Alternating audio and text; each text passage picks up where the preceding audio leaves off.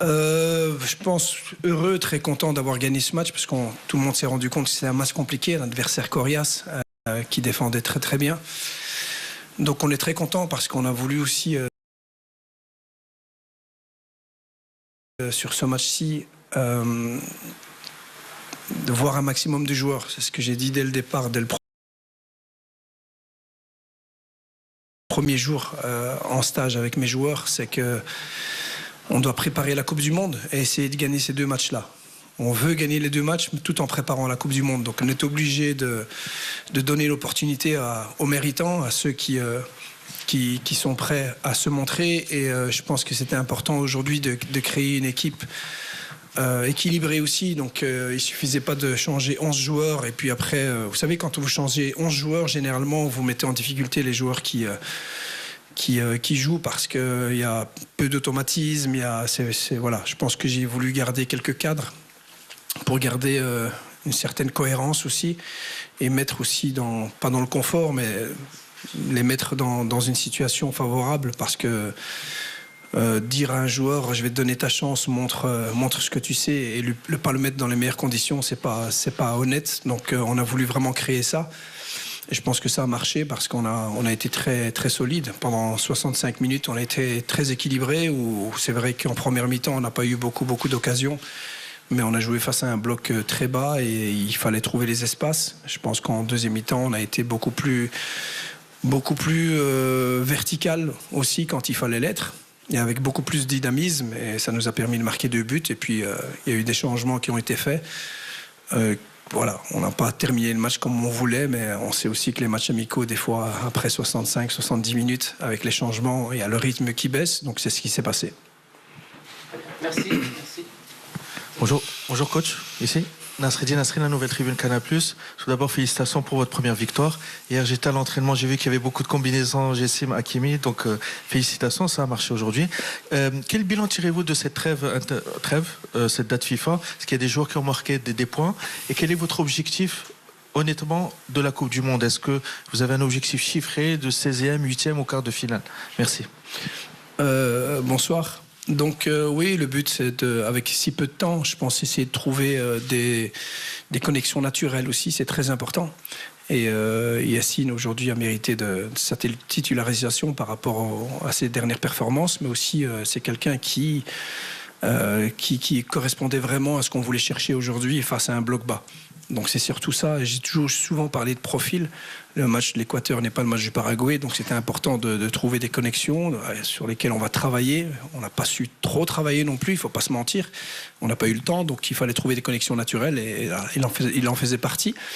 Donc les objectifs, moi vous savez, moi je suis quelqu'un d'ambitieux, je l'ai toujours dit, dans toutes les compétitions que j'ai participé, je suis quelqu'un de très ambitieux, mais un objectif chiffré, je dis quand vous êtes dans le football, ça sert à rien du tout. Je dis nous ce qu'on veut c'est faire le maximum, arriver, être performant, avoir assez d'humilité pour respecter tous les adversaires, mais aussi beaucoup d'ambition et de confiance pour aussi quand on jouera contre des adversaires un peu plus coriaces ou des noms ou des équipes renommées, qu'on soit aussi présent pour se montrer. Aujourd'hui le Maroc est arrivé dans une autre dimension, donc on le sait très bien depuis des années, donc on va pas se le cacher, on est attendu aussi. Mais vous dire je vais arriver à tel niveau ou tel niveau, franchement moi ça m'est égal et ça n'enlève en rien mon ambition et l'ambition de tous les Marocains. Les joueurs qui ont marqué des points. Les joueurs qui ont marqué des points. Alors je dirais plutôt que personne n'en a perdu, donc ça c'est très important, bien entendu. Et puis après je peux pas aujourd'hui un joueur qui a pas joué, je peux pas lui dire qu'il a, voilà, c'est pas de sa faute aussi. Donc j'ai pris un groupe large, mais je savais aussi qu'il y en a qui n'allaient pas jouer.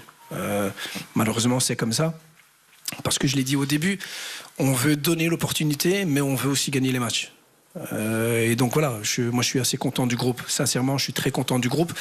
Et ceux qui ont été peut-être un peu moins performants, il y a aussi des raisons. Le contexte du match, le moment où ils sont rentrés, le moment où ils ont joué.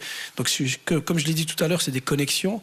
Et des fois, peut-être que certains joueurs n'étaient pas dans l'équipe au moment où ça tournait aussi bien. Donc, sincèrement, je ne vais pas tirer de conclusion. Je vais prendre mon temps par rapport au projet de jeu qu'on veut créer avec ce groupe et en fonction aussi de la Coupe du Monde, des adversaires qu'on aura. Et puis, il faudra les suivre, il faudra les accompagner, il faudra ceux qui ont besoin de plus jouer, plus s'entraîner, de suivre tout le monde. Je pense qu'il y a de l'individualisation aussi, mais tout le monde doit être concerné. C'est ce que j'ai dit aux joueurs. Ce que je voulais, c'est que ce soir, quand je rentrais à Rabat, c'est qu'ils me mettent la vie dure dans les choix. C'est ce qu'ils ont fait. Donc je sais que ça va être très difficile, qu'on va prendre des décisions très difficiles, mais voilà, c'est tant mieux. السلام عليكم.